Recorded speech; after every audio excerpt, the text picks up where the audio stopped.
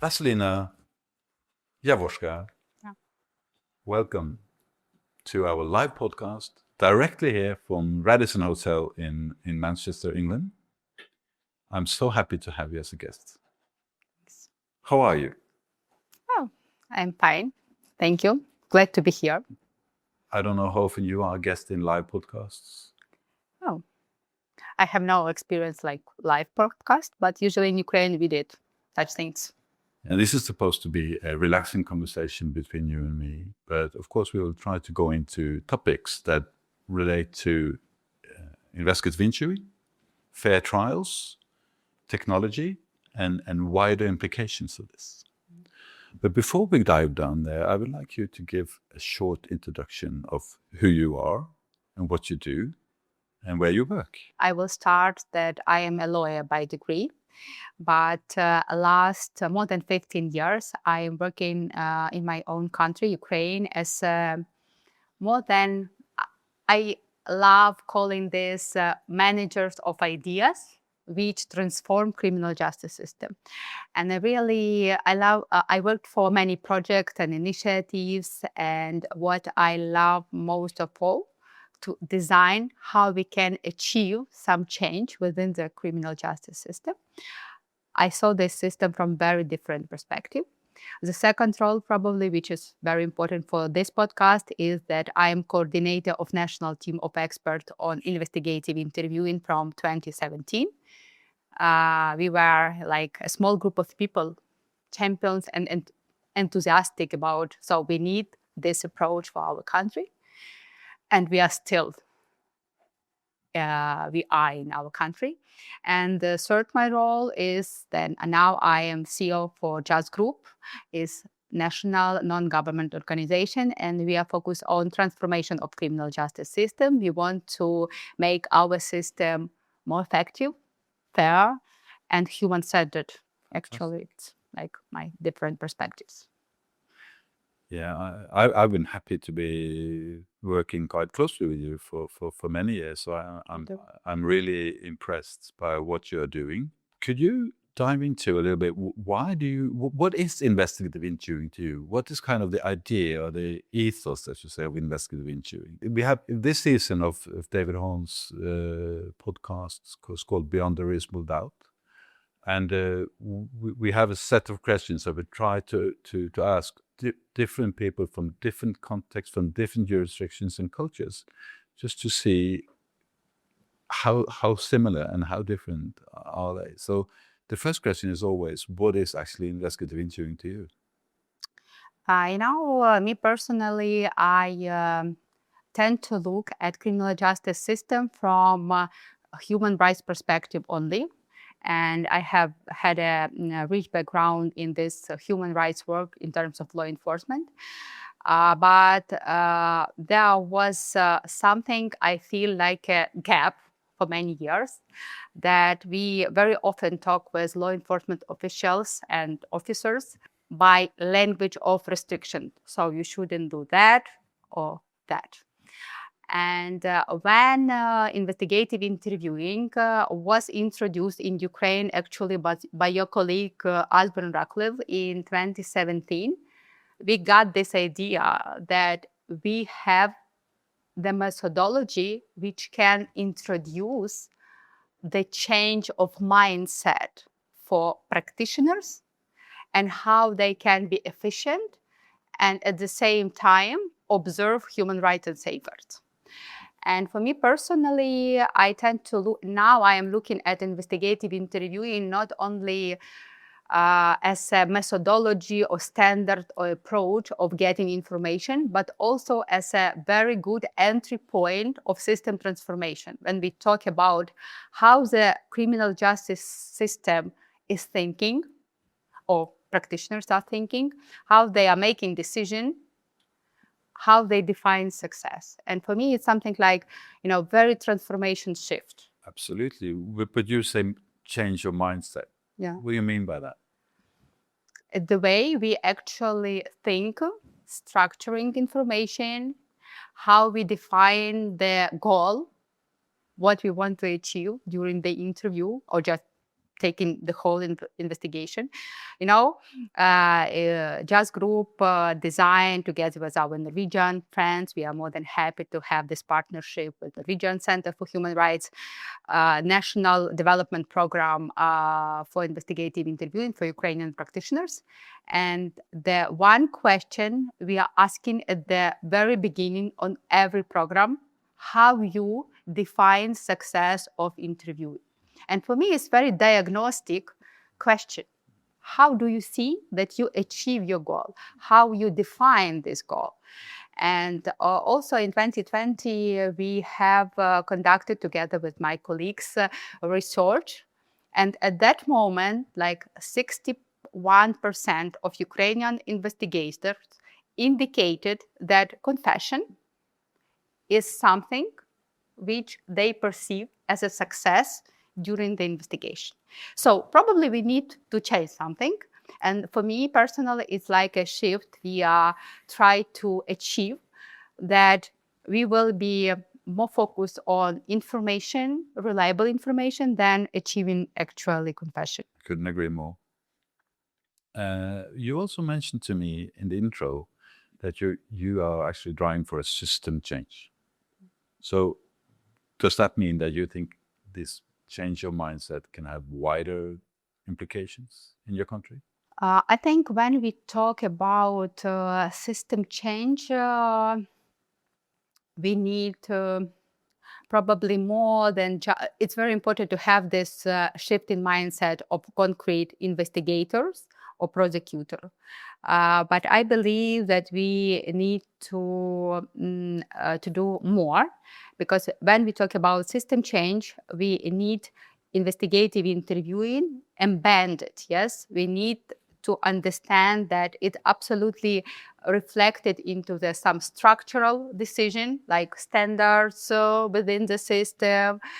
Then we have, for example, infrastructure which support this environment for having a good interview with adults or with children, for example, because in our country, we're still facing this problem that we do not have additional space for having interviewing. And it's very hard to talk about, good conversation and building rapport when you are together with your colleagues in the room and try to get this contact with your interviewee. So I believe that when we talk about system change, it's for sure about leadership, ownership. So we need to achieve this goal that leadership of criminal justice system acknowledge that, okay, we are moving in this direction. We want to achieve this standard as our core standard for the system. The second is training, for sure. We need to work with this mindset and skills. And infrastructure, environment. We need to create environment, and I believe that we need to have something like a monitoring and evaluation tool within the system, just to understand where we are.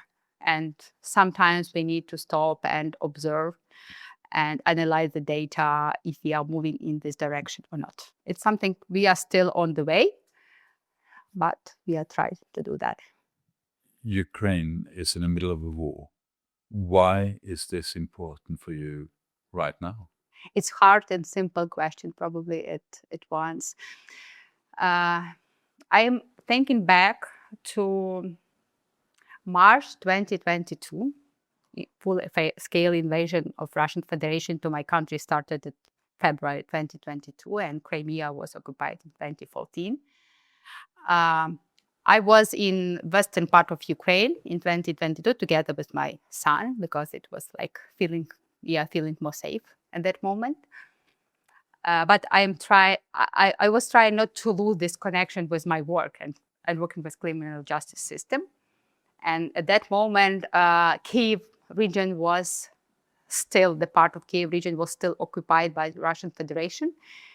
And we were requested, our team of experts on investigative interviewing, by Office of Prosecutor General and some people from there. So can we talk about interviewing and so on and so on? And we had just Zoom call in March, in very strange and very complex circumstances for all of us. And we are discussing one thing. Can we have guidelines for interviewing prisoners of war?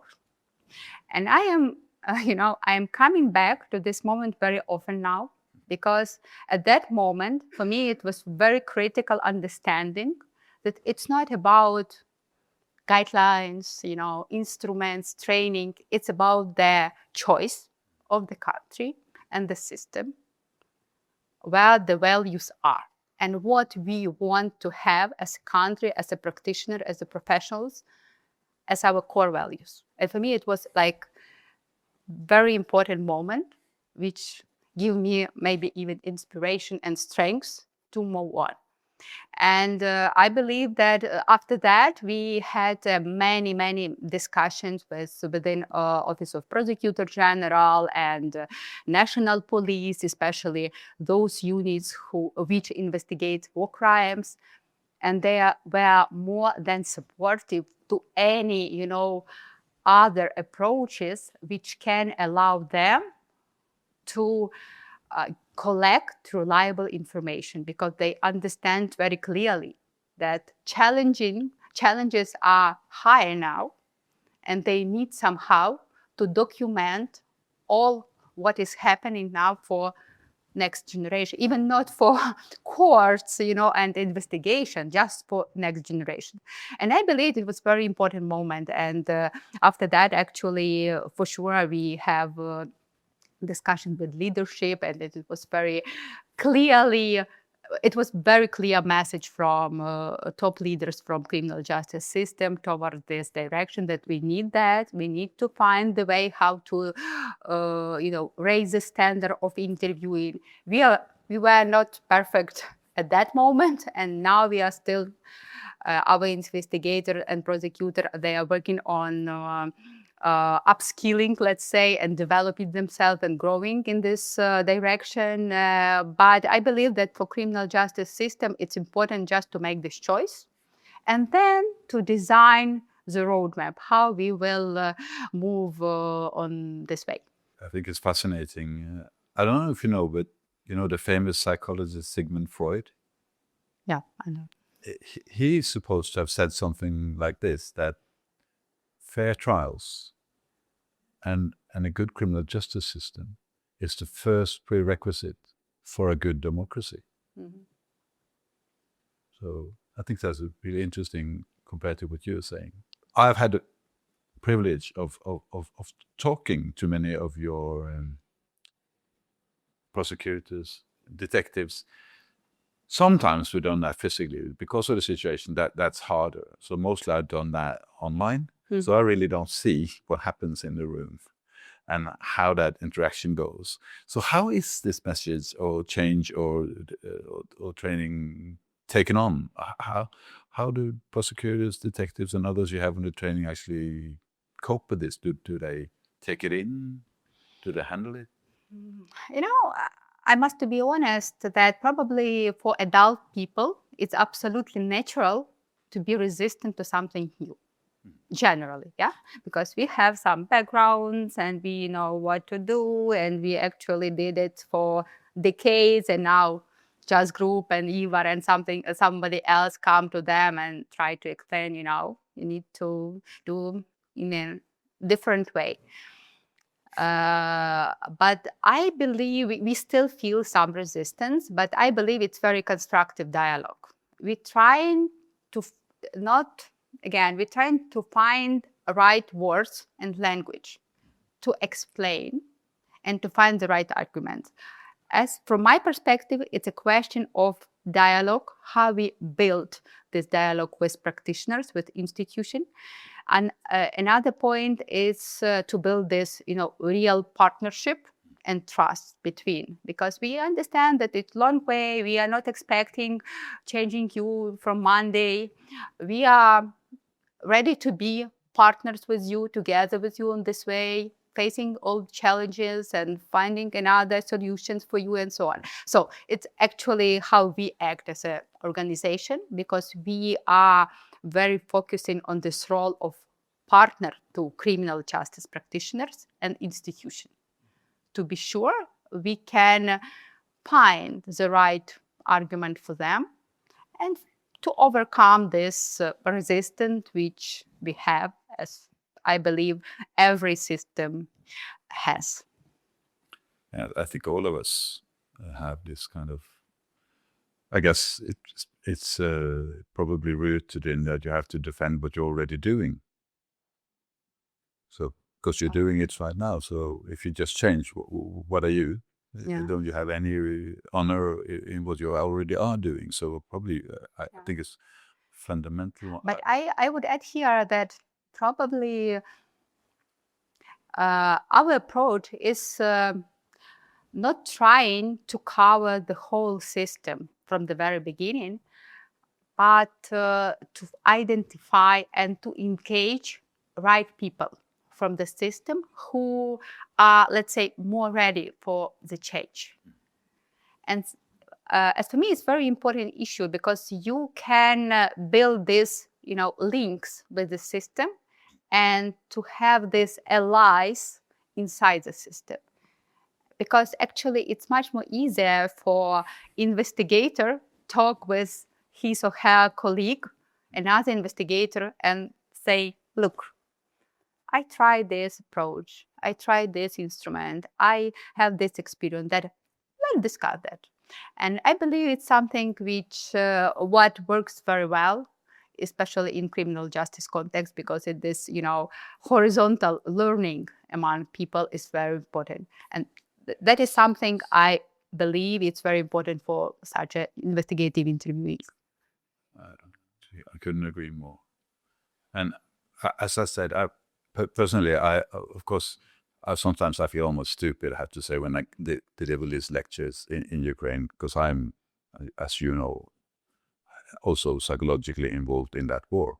I think it's bad. It hurts me, of course. It hurts all of us, I think, what we see. So I sometimes feel I'm delivering a not so important message when I talk about interviewing for you guys. But as you know, we had training in Krakow. That's almost 2 years ago now. It was around Even 2 years 3, ago. yeah. And actually, the CEO of Davidhorn Berger was there, and we did it together with Alex Forsett from Manchester here, and Ruth Underwood from the Met. And I deliver these kind of trainings all around the world, and I've done it for many, many years. And there are some parts of this that seems to be, the coin doesn't always drop during these 3 days we deliver training. But I've never seen a group of detectives and prosecutors that have been able to adapt and take this in quicker than that group we trained in Krakow. I was so impressed. So my personal experience with that hands-on training was really, really good. Also in Norway, when we started a similar process of change around 25, 26 years ago, of course, you shouldn't spend all the time with your enemies or people who don't really want this. Mm-hmm. There are plenty of people who really want this. And so spend your time there and let it spread slowly. Yeah, naturally. It's like you can't root, artificially some things. Sometimes it takes time and you need just to accept that and but move forward step by step, not giving up, just looking for another small step, but still moving forward. And actually, I believe that crisis is something we are human beings. In crisis, sometimes it's the best motivator or the best pusher, because you are under pressure, you're trying to find solution, and you understand that you can't work at the same way from such a moment, for example. And I believe for Ukrainian system, very different sectors, this crisis, war became like a, pusher, like additional motivation, additional source of even energy, because you understand you need to defend somehow even yourself, your family, your values, your country in this regard. Vasylyna, I told you a story yesterday because I have friends working for the Norwegian Navy Special Forces team, the Norwegian SEALs, and they they've been working quite closely with some of your divisions down there for quite some time. And officially they're down there to train you. When we share a beer, they say, Ivar, we are actually the one who learned the most. So this is a very dualistic and a valuable relationship for my friends in the Norwegian Defense Forces as well. And the way I've learned to know Ukrainians is that I feel quite certain that it won't be long until you are teaching us also how to implement investigative interviewing. Because it doesn't go very quick in many of the European countries. This moves very slowly. I really would like to share a story with you. Asbjørn Raklev, as you know, and we were delivering training also together with the UK, actually in Lebanon some years ago. And that was funded by the European Council. And there came two high-level observers down to see how we were progressing, how we were spending the money. And they were trying to stay on the distance. It was one retired Supreme Court judge from Paris and a very high-level judge from Germany. And they were very serious people. But of course, after a night or two, and they liked what they saw, so we were out for dinner the last evening there with some parliament members and politicians in Beirut, and then we got friendly. And when the rest of the people left, they said, we are really impressed with what this is. We really like it. So I said, yes, it's interesting, I said. Here we have one German and one French coming to Beirut to see how we are implementing investigative interviewing. But are you aware that this does not exist in your countries? What? No, there's absolutely nothing that even resembles this, for instance, in France. There are some pockets around in Germany, but very few. And they were shocked. And they didn't know what to say. But then in the taxi home, the German said, Ivar, you surely know why? No. It's British. We wouldn't touch you with a stick. So there are cultural things in this as well, I guess, as well. That's. But I truly believe that, unfortunately, probably for my country, but what we have, that our investigator and prosecutor, they are regularly practicing, interviewing, unfortunately, especially war crimes. Yeah. I just have been I was in Bucha police unit just last week, and we have like special war crimes unit there. Bucha is like near city, and it was occupied, and probably it's unfortunately again a very famous place now. And they conducted like about 2,000 interview, and I believe it's not like easy interview, because usually it's victims, witnesses of war crimes, and prisoners of war for sure. And I believe that this practicing even and recording and reflection, it allows, together with trainings and everything else, to grow. Yes, for these professionals, unfortunately for us. But again, we are practicing, and I believe they will structuring even their expertise and this experience, and will be ready at the moment to share even with other colleagues, because we have very good people, very committed to the core values of investigative interviewing. Yeah, I'm really looking forward to it. And you said, I told you that the French and the Germans don't want it because it's British. But okay, that's why we are trying to wrap it in a different cloth now. So it's a new UN standard, for instance. Maybe that can help. But if you look down in Ukraine, are there any barriers or issues, problems that typically comes up when you're implementing this? I think, the main problem probably is that it's good for us that we are still big country. You know, it's a joke a little bit, but we get used to joking in this way.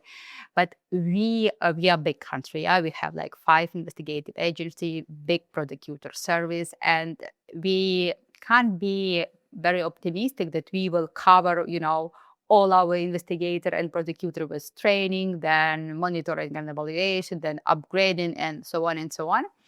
So I believe that the biggest barrier and challenge is how to design in a proper way the scaling up. Because actually we already have national instructor team, we already have community of champions, we already have practitioners and recorded in war crimes unit, but there are still gaps, you know, in the system.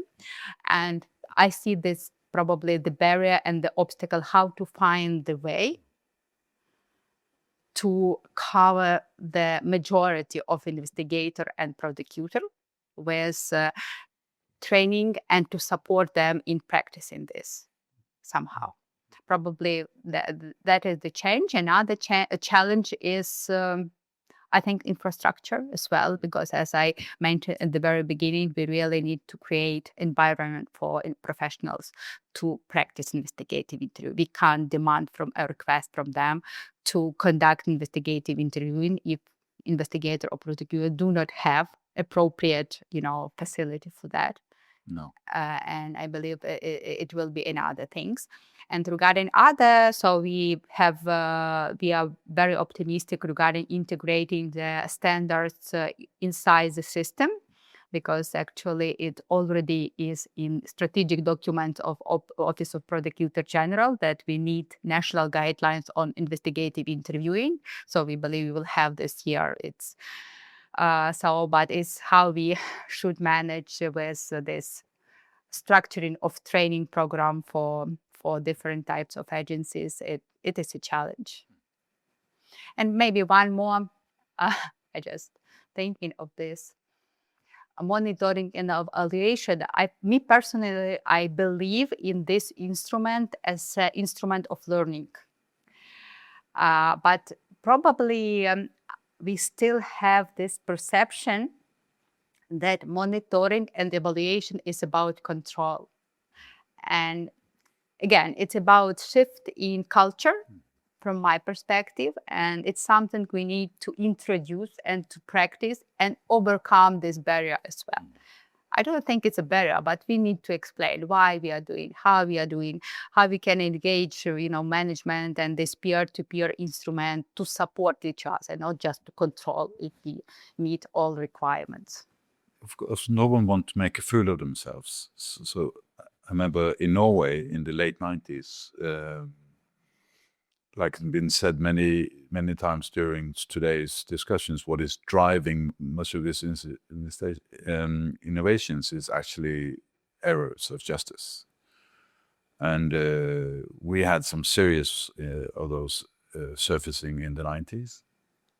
And the Defense Lawyer Association in Norway actually went out publicly and said they demand obligatory recording of all suspect interviews. And the Ministry of Justice responded to that and started a trial project with, actually was run by Asbjørn Ratcliffe and me as secretaries, you could say. We were young detectives then. So they invested in, at that time, digital recording was very, very new and very expensive and quite chunky, big. It was almost like a guitar box. So we managed to distribute it to like 5 different police forces around Norway, and we wanted to harvest then the interviews and see what's happening. But very few interviews came back. And we spent a lot of money on this. So we thought, okay. So we had a meeting in Oslo with a hard talk. What is happening? Doesn't it work? No one said anything. So we went out for a beer, and I said, it's not the equipment. It's just the fact that I don't know what to say. So they were so afraid of pushing that red button. Absolutely. So that's when we realized we really need, these people should have training. And of course they need training if they want to look confident and do a good job in front of that camera. So that's when we realized we need a national training program for interviewing and started developing that. So what about recording today in Ukraine? Yeah. So it's another point, but from my perspective, it's very connected with infrastructure, because I'm absolutely sure that we need this mandatory recording, not only in terms of collecting reliable information and very accurate information, but also having this opportunity to review and to learn, you know. We have a recording for children in review, and now war crime department, they already recording many of the interviews, but not all, I believe. We have some complication with our Ukrainian legislation. And from helicopter view, again, my perspective, I believe that it's very connected with trust to the police. I tried to explain that. New CPC, Criminal Procedure Code, was introduced in Ukraine more than 10 years ago. And at that moment, our country was on the top list of European Court of Human Rights judgment on torture and ill treatment. I believe it's connected with this. And that is why the very strict standard was set up in the legislation that no pre-trial testimony can be used during the court hearing. So judges need to invite every witness, victims, and listen in the court hearing.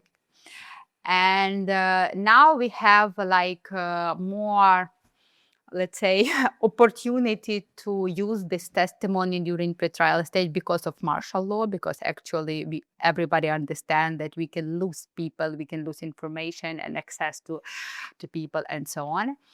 And that is why our practitioners have this opportunity to try and to practice recording and to introduce this for the court. And at this moment, we see that even judges and courts are more open to this absolutely new things. And in this regard, I believe that mandatory recording will be the best argument, that if we keep all safeguards, if we have very good quality recording of the interviewing, so judge can use this testimony. Because now we are facing the problem of length of court proceedings, also because of all this interviewing. And it's like, we put burden of investigation from investigator to judges. Please interview me during the court hearing, and judges are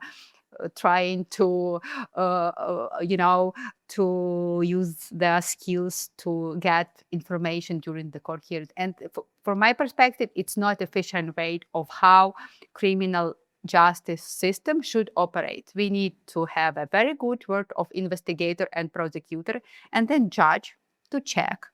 If there are some questions, you have chance to check or invite people to court hearings and then check through that.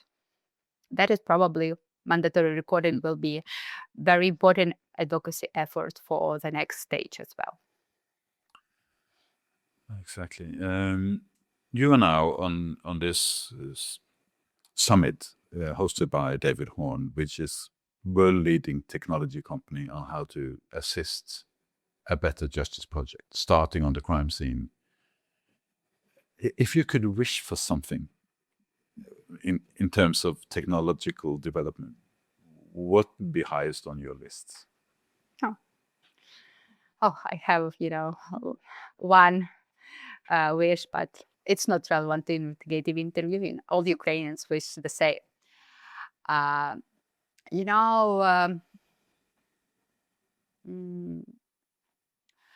I believe that, again, I probably come back to the message I already mentioned, that the most important change which we need to have in criminal justice system is people. and the level of qualification of investigator and prosecutors. But as a society, because I am non-governmental actor, we try to request from them sometimes too much.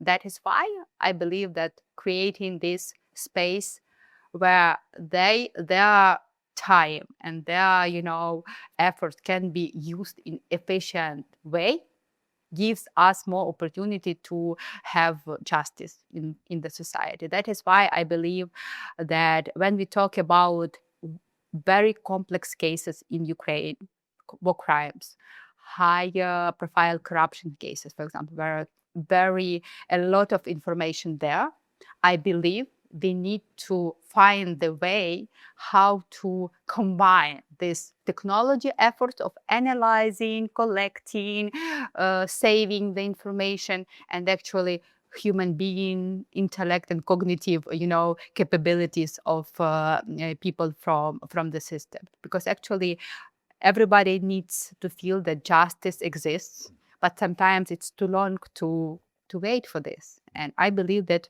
this combination of human being, professionalism, and technology can help us to have the chance for justice earlier. That is probably my answer or wish. Yeah, of course, that tight interaction. Yeah. You're not talking about... And smart interaction, just to find not very direct connection, but to understand more clearly where we can combine, where we can insert technology, because I think it's there are many dilemmas there where decisions should be taken by, I believe that decisions should be taken by investigator and prosecutor for sure, but where we can assist them with this technology and where they need just to take the decision and say, it's my decision, actually. I am here for this. I couldn't agree more. Vasylyna, thank you so much for sharing some of your insights, and I wish you a safe journey forward, both for the future of Ukraine, but also for the future of a better society and a more fair and just society. So thank you very much for coming to the podcast. Thank you so much. Yeah, And thank it's you an very honor to be much. here. I know the efforts you had to go through to actually come here. And I also know that you are about to leave for a plane to get to Geneva for another important meeting. Thank you so much. Thank you so much. Thanks.